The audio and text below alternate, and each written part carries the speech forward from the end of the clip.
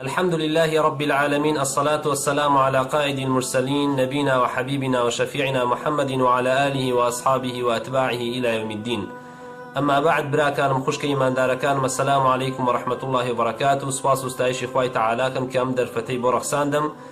بەپێویستم زانی کە لە خزمەتی بەڕێز و خۆشەویستە کە هۆشداریەک بدەمە سەر ئەو برا و خوشکە بەڕێزانم کەوا لە تۆڕەکانی کۆمەڵایەتیە وەکو تۆڕی فەیسبوک و تۆڕی تویتەر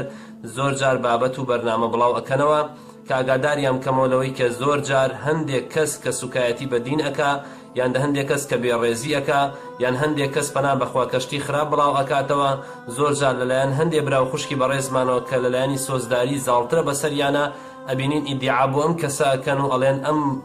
خاوەن پەیجە هاک بکەن، یان ئەم کەسە سوکایەتی بێڕێزی کردووە، نازان بەوەی کەوا برەودانە بە بڵاوکردنەوەی ئەو فەسادی ئەو کەسە کە ئەنجامی داوە، ئەمیش لای خۆی بڵاوی ئەکاتەوە، خەڵکی زیاتر بەرەو گومڕایی ئەبا. هەر کەسێک لەسەر ئەو لینکەی کە بەڕێزت بڵاوی ئەەکەیتەوە کە ئەگەرچی نێتە خێریش بێ، بەڵام لە بەرامبەرە خەڵکێکی خراپ سوودی لێ ئەبینن، یا خەڵکێکی دڵنەخۆش لەنێو مسلمانانە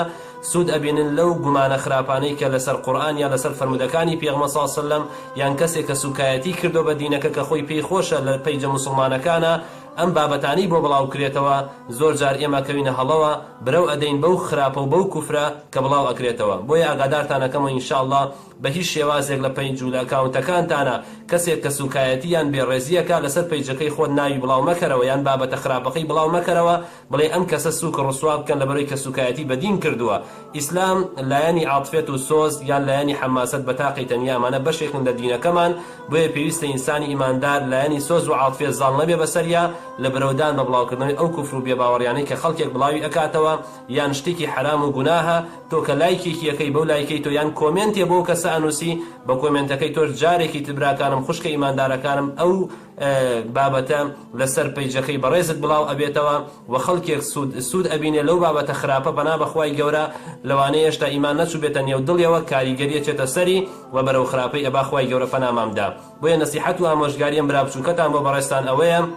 کە بە هیچ شێوازێ کۆمێن لەسەر ئەو پەیجە خراپانە نەنووسێ و لایکیان بۆ نەکرێ، چونکە بەڕاستی ئەو کەسانە بۆ خۆیان دوژمن بە دینی خوای پەروەردگارن، چاویان بە ڕاستەقینەی ئیسلامە هەڵنایە. ئەگەر ئەو هەموو خراپانەشی کە بڵاوی ئەکەنەوە تۆش وەڵامیان بدەیتەوەیان زیاتر پێیان خۆشە و دڵخۆش ئەبن بەوەی کەواڵن دڵی مسلمانانمان ناڕەحەت کردووە و پەیجی مسلمانان و ئەکاونتی مسلمانان برەو ئەدەن بەم کارە خراپانی ئەوان. لەبەرەوە ئینشاءڵڵا داواکارم لە بەڕێستان کە بە هیچ شێوازێک کۆمنت یان بابەت نەنووسن لەسەر ئەو بابەتانە، بەڵکو بلۆکیان بکەن لای خۆتانەوە، لەبەرەوەی کە بە بلۆککردنیان ئیتر ئەو پەیجە وردە وردە بەرەو کەمبوونەوە ئەڕوات، بەڵام بەلایکردنی بابەتێک یان بە نووسینی کۆمنتێکی تۆ بە بابەتە خراپەکانی ئەوان زیاتر برەو بە کوفرەکەی ئەوانەدا و ئەوانیش ماندوو نابن لە خراپەکاری خۆیان تا ئەو ڕۆژەی بەسەری شۆڕەوە گەڕێنەوە لای خوای پەروەردگار. خوای گەورە هیدایەتی ئێمە ئێوەش بدا، داواکارم لە خوای گەورە ئەم چەند دەقەی بوو بێتە مایی سود و پند و عیبرەت بۆی بەڕێز و خۆشەویست و خوای پەروەردگار بکاتە سەر میزانی حەسەناتمان. وصلى الله على نبينا محمد وعلى آله وصحبه وسلم، والسلام عليكم ورحمة الله وبركاته.